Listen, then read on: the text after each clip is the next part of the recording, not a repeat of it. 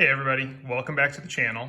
When we left off after the last video, next step was going to be to pull the lower intake so I could get this thing resealed. So that's where I'm going to begin with this video. Need to get the lower intake off.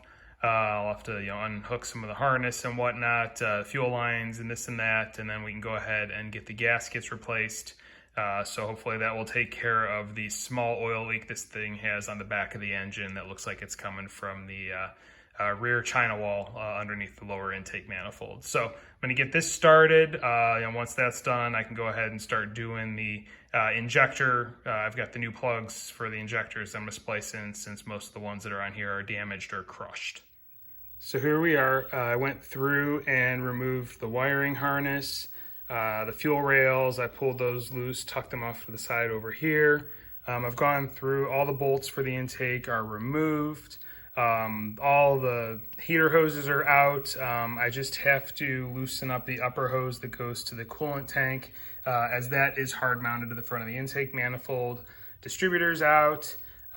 So yeah, once I get that upper hose loose, I should be able to use a pry bar and get this lower intake manifold loose. One thing I did find when I was taking the fuel rails out is a couple of the holes for the fuel rail mounts are a little mangled. I'm not sure if I'm gonna be able to fix them or not. I'm gonna see if I can do anything while I have the lower off. So here's to getting that lower intake manifold pulled off the engine. And here we are, intake is off.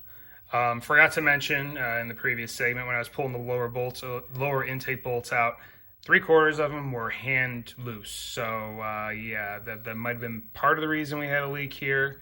But I mean, everything inside the engine looks very clean, so that's nice to see. As this thing is only supposed to have 2,000 miles on it, looks like it's pretty nice setup. Both the front and rear were just used, or were just sealed via gasket maker. There was no actual seal there, so that very well may be part of the reason why this has failed and was leaking out the back. So I'm going to go ahead and start cleaning things up and taking a deeper look, getting things ready to put back together.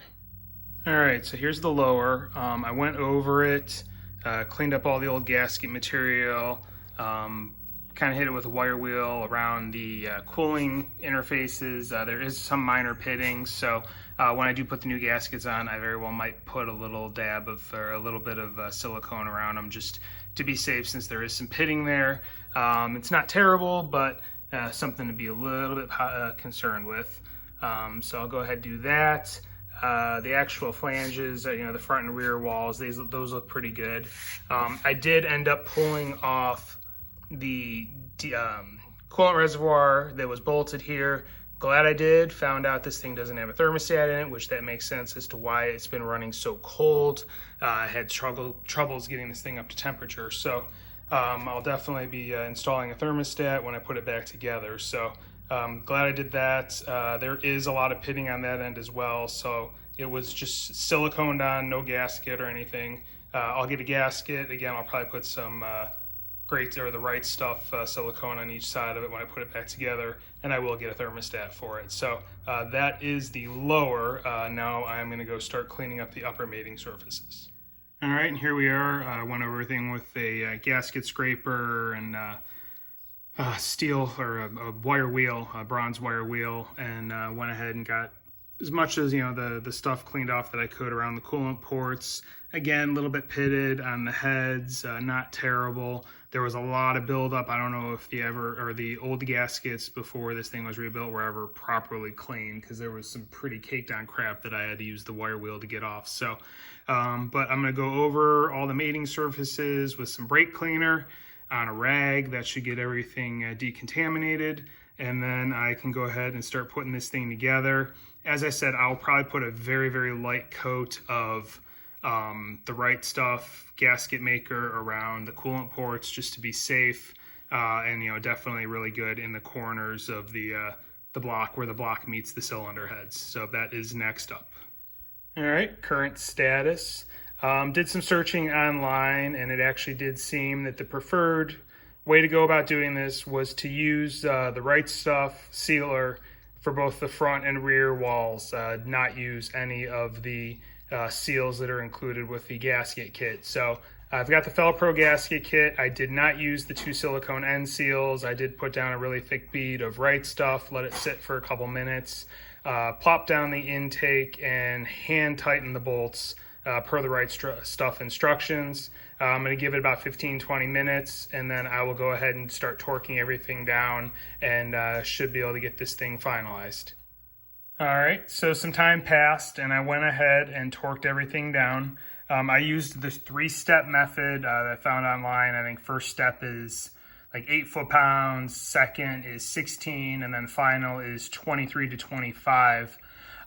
Based on my torque wrench and whatnot, I ended up with about 24 pounds for the final torque. Make sure you follow the sequence that is available online. One thing I will give as a hint or a tip, and this is at least what I do, and it's evidenced is when I went to take this thing apart and half the bolts were hand loose, go over that final step like 6 or 7 times until each bolt stops clicking, because that's about how many times it'll take. These intakes aren't perfectly flat, especially with the gaskets and whatnot. And as you do like one corner, it may adjust, or shift it on another corner. So just keep going through.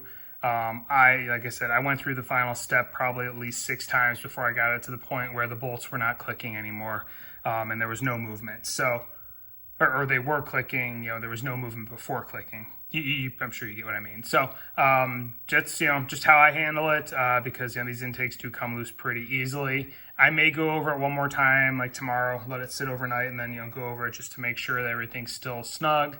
But yeah, so that's where we're at. Lower intake is on. Next step's probably going to be the water pump.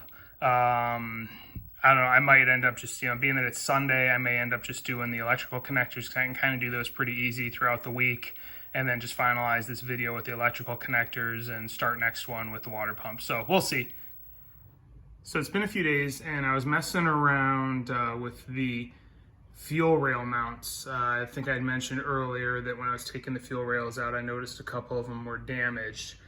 Basically, this one here, you can see it's been broken off, and it had a large thread bolt in there. And then the one diagonally across from it is actually stripped out, and it had like a sheet metal screw in it because the remainder of the old bolt's still in there.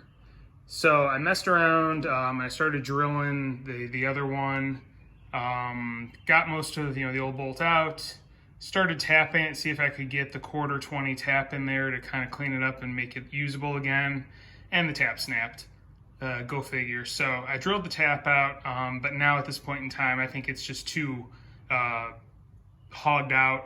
What I'm going to do is use time certs. I've used them before, and those are like the best things ever for replacing thread. They're not cheap, but they do a great job. So I've got those on order, should come tomorrow.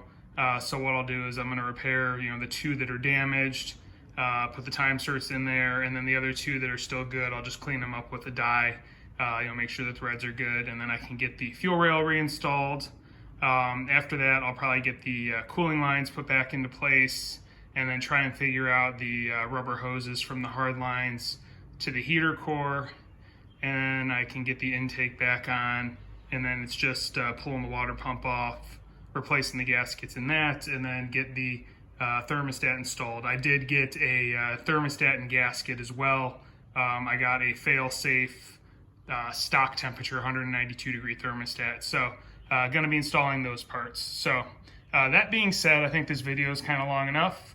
So I'm going to go ahead and get this thing uploaded, and then next video I will continue with getting everything repaired and put back together. Thanks for watching. Hope you enjoy it. If you do, please like and subscribe, and I'll talk to you later.